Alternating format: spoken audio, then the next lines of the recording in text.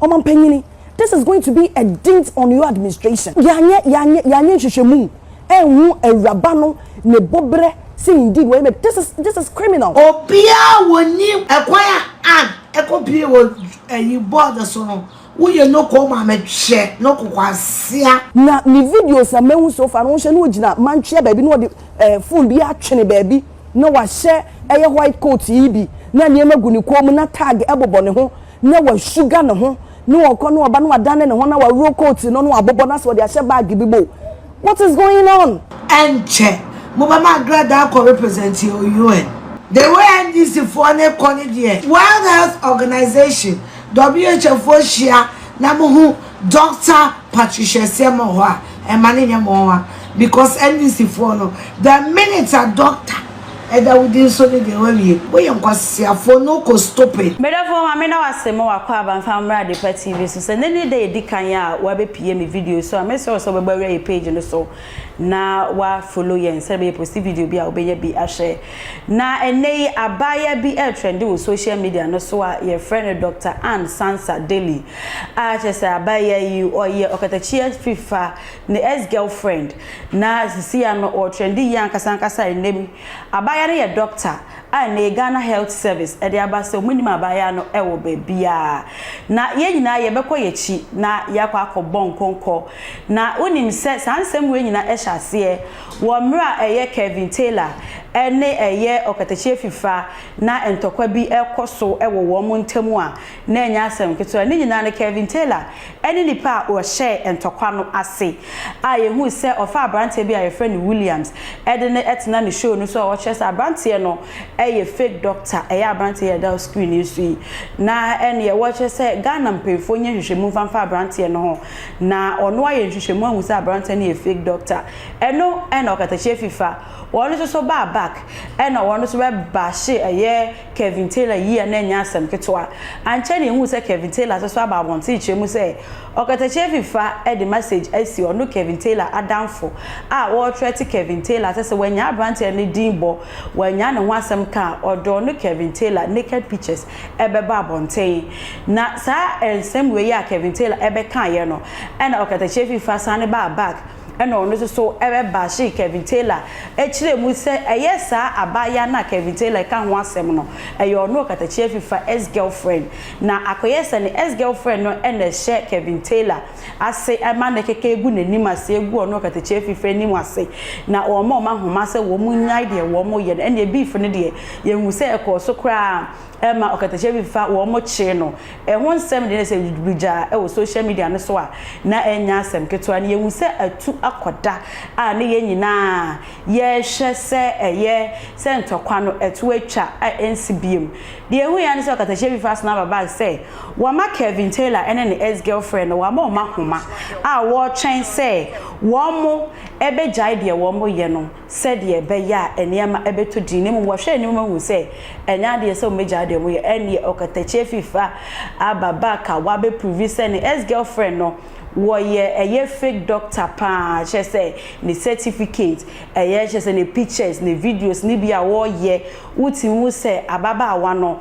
wo ye fake doctor ene okatachie fifa edi prove betu internet no so che say o post gay back to back enye asem ketwa na enkrata ba bonti a che say enkrata no mu no ababa we eye board member edema National Health Insurance Authority ai nei wo mo de enkrata ba bonti se o maye ababa wa no free appointment no eso na sa ensem we na Afia Swasnega o ba react to rate a che say wa bobo na dwen edi ama NDC fo mpemfo a wo chire mu so obi a nensha sase mo appointed sa Sansa Daly die sa nipa kro no chese sebi Afia Swasnega kana dwen pan e de ache nipa kro enya asem ketwa sa enso so na eye Abena kyei Abena kyei wonu so atwetwe nsemu a chese wo chemu se eye ne won pa se omutimi appointed gay ewo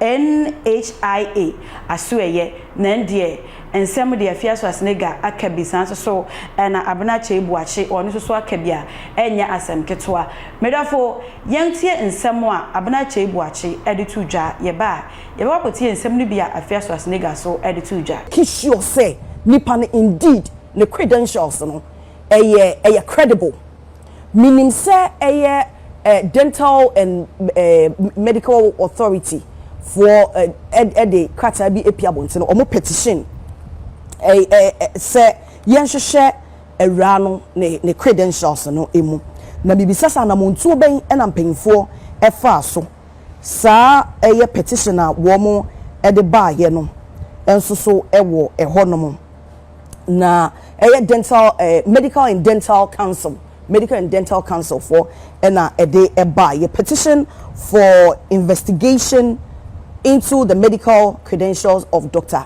Annie say na head in the coy na say woman no beto just say rano enye medical doctor no woman anase e boni din say we board member no e ba beto dwa na omo petition ye say yenhwehwe mu say indeed woye medical doctor me kai sekatashi afifa enso eye video bi a wono so de beto dwa anu obisa enu company to say picture a wo tusu say rano a photoshop eye John Hopkins doctors and what the beto also called John Hopkins Medical School ewa America Niaka John Hopkins is one of the renowned institution in America even the hospital I know a doctor or consultant ma womo epeng one of the best hospitals even if I'm not mistaken a global 80 for somebody to say okosuku ewo honomo na honomo wo j na bodini a nei wo ye medical doctor na nature say ade a emuodu now so questionable me come na besi say sa eniema we senya people raises an eyebrow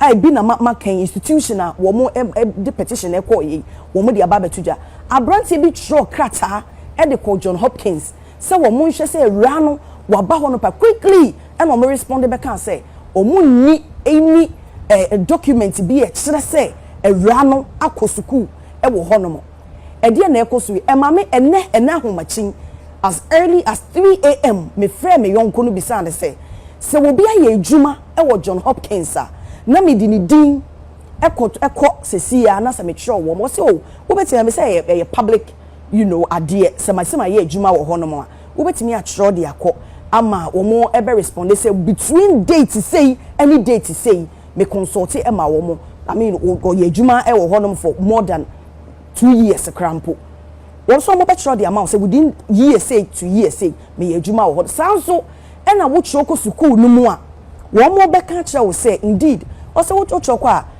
me wo bo me di company me NPI e show NPI no NHIA say no e 10 digital any medical na say ban health you know within the health fraternity no e America e kire wa identity e kire say indeed you a health practitioner obia wo bi to say a medical doctor wo bi we ye CNA wo bi sound so e na ye wo eye DA no eno and a regulator no say your license every state bia ewo eno na so wo say to me na wutimi dey extra edro sa prescribed medication no inti said e be ya wetimi regulate eno bi wo me say timi ba bontin wo DA license na eno na wutimi make such prescription no na ma mi se wo yi wo platform many pedi na chi it wo ye consultation na there are a lot of renowned members in the board professors asabe yin if you want my doctor york na ba be sha na nine why professor medical doctor outside professor and na ba be sha na nine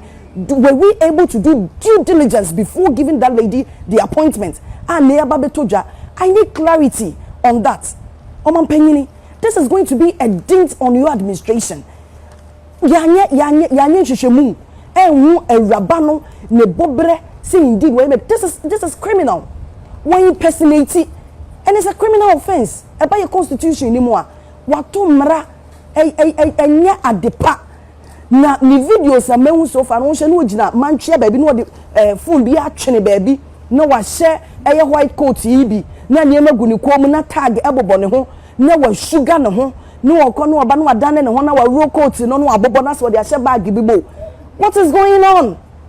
Everybody can take that title but when it comes to a medical and I mean it's not right.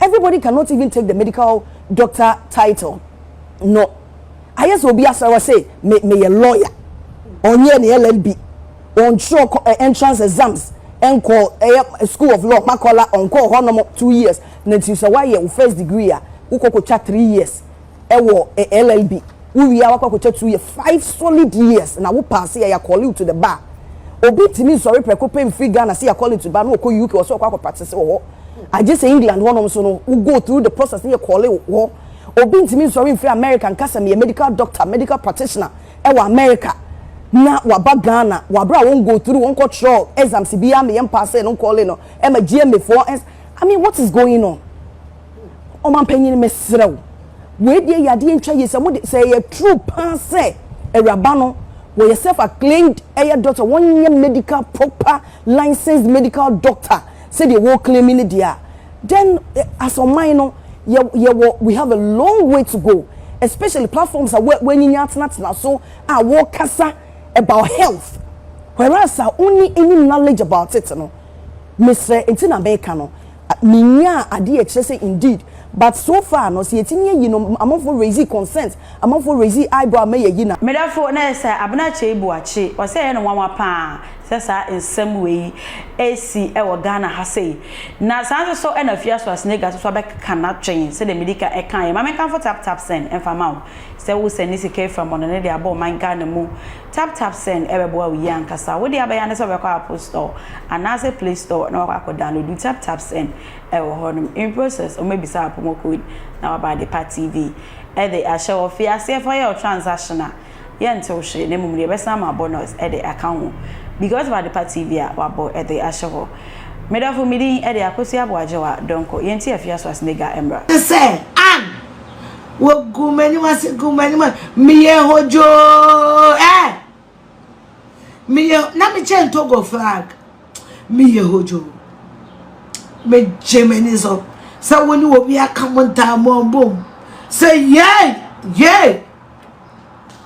na mo mo evidence we any evidence na Afia we ni nyina na say asemi nyina we no blackmail na wo say me kodwa nto ka say we ni ya chopa ka di menje we no na say me ametime ba bi dwene me ho hwe sofu no nyame so na woni mu na wo say ka sofu no ma ye cheme me kan kwacho Jodi ya benduka sika sisi ya modena to board is we oda so de benduka ka me manager benduka oda so do board is we de neka wode ne fejem enso shim nenti mo bi yani si fo we lose sa ya de na to board so na free board na enti mo ti me de an koto not just a Ghana security intelligence na the beam. Samuti the an control board the SWA and this government. This particular much and somewhere Jimmy. At checks and balance somewhere. I know conductor school way. Not just say then I know what China said the TV and what your granda because some Zagado here, Doctor Evangelist Doctor Patricia Mrs. Siama. Doctor Daly din so there enche mo ba ma grada ko represent UN ne honso efe ne tono so temu brofo no so de ye koyenim conf enche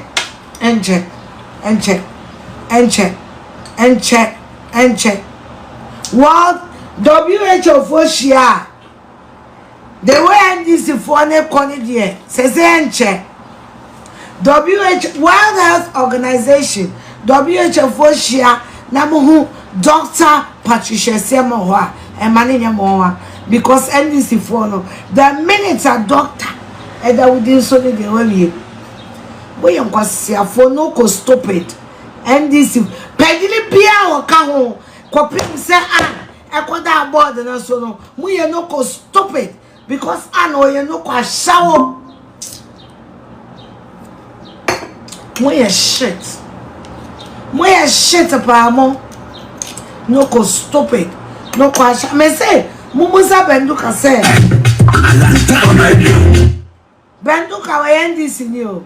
Ba mo musa de say na won an ho. We no ko stupid, no ko unintelligent, no ko motherfucker idiot. Obia woni ekwaya an ekopie wo yi board so no. We no ko ma me hwe, no ko kwasia, no ko jimi. Mu nyusi muti kwasiafo ma ware ne mo yere nom na tie. Mu tumu anabu de eje. Mo nwene and your doctor. Stupid people. Of course,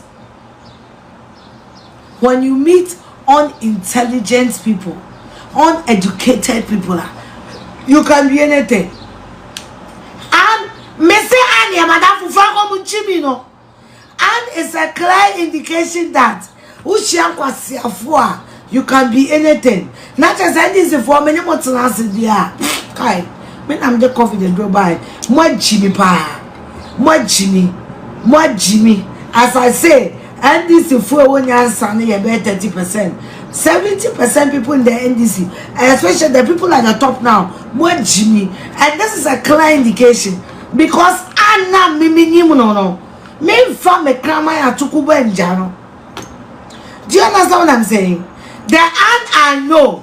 See, Anne, mo Ghana for mo friends Dr. Dien. Anne, Anzaza. Me from me grandma ya tukuba njano. No kwa wabako. See, me grandma tukuba wabako Westland. And them in the one in the room. On kwa me from Ninja Anne. Ute. Me grandma blowjob. Me baby dog no blowjob. Blowjob cry me fani nya an. Me for blowjob nya an. Me tibi fa me bibia nya an. Including me wi amedia to amekwa ba be shire. Me tibi fa me wi one row nya an. That's how she's so unauthentic. And to put in a quarter board so wo bia from the vetting to the board. Mo ya kwasia for you are stupid piece of shit. Moye Jimmy for Moya Benny for Mother Sunyaso for hobby. But me the and way. And as I'm stupid, sir. No ko stupid, no ko idiots, no ko NDC for baby Jimmy. Say an abortion I did the munim. I know the encounter. The young say and the only doctor. Emma Joe waiting no cry them and then they train him a noon. And Membesa Mabas of also when bed D. Also when power dear. Nigeria. Chop up. I'm on A. And tomorrow. Till me and my cousins if South Africa for Abba any restaurant any original side video new. But when you be NDC for me you lose far. Some tell my aunt say Anne ultimate in a fraud game, you know. Every day I could do the point of the board there. NDC mo until me nanny will me company move. Until we have background check. This means that the Parliament of Ghana has swear me can't sign me. And then Obia me boni dimbia tiase. Benduka, I am fearless. Zion fearless. Rejoice. If what I'm saying is true, it means that NDC Libya appointed on board needs to be scrutinized by the Parliament. Now people no one qualify no one so ama no time for fake. But monso NDC for monso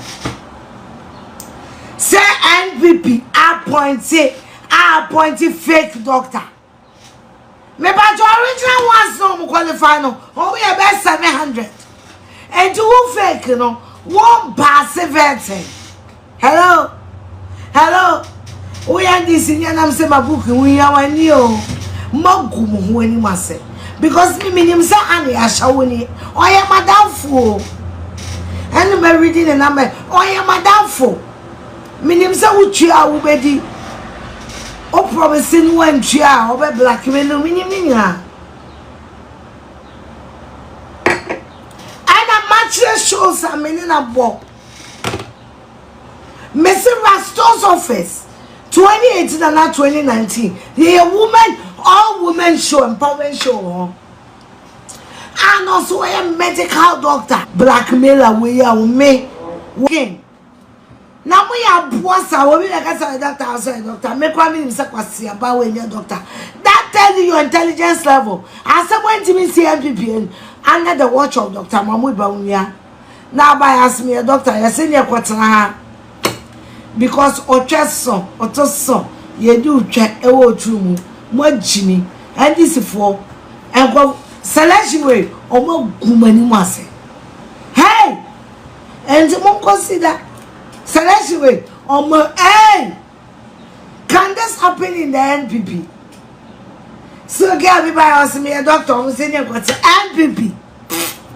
What are you doing in America? What are you doing? Medafo na sansem we na see a air trend efa ababa wa ne din ede Dr. Ann Sansa Daly eho mini biemu akosi aboaje wa donko ba so ahema afofo nya bi hwe like na ja comment or comment section honum makram Mr. Mankwa me wo fase wo se ni ska bane ade awie ni project no eso de bia me wo fase ka mane wo problem enemremu na monte tap sending ka no so ne de tap send here easy fast and secured way ubetimi send this free amanone aba Ghana bank account and as a mobile money account untia transfer fee bia sa a obeye ne say kire ne say won ko app store na play store on download the tap send app no or download ya ebebu sanso promo code o ma the pet TV nshim obenya €5, £5 and answer $10 on his first transfer.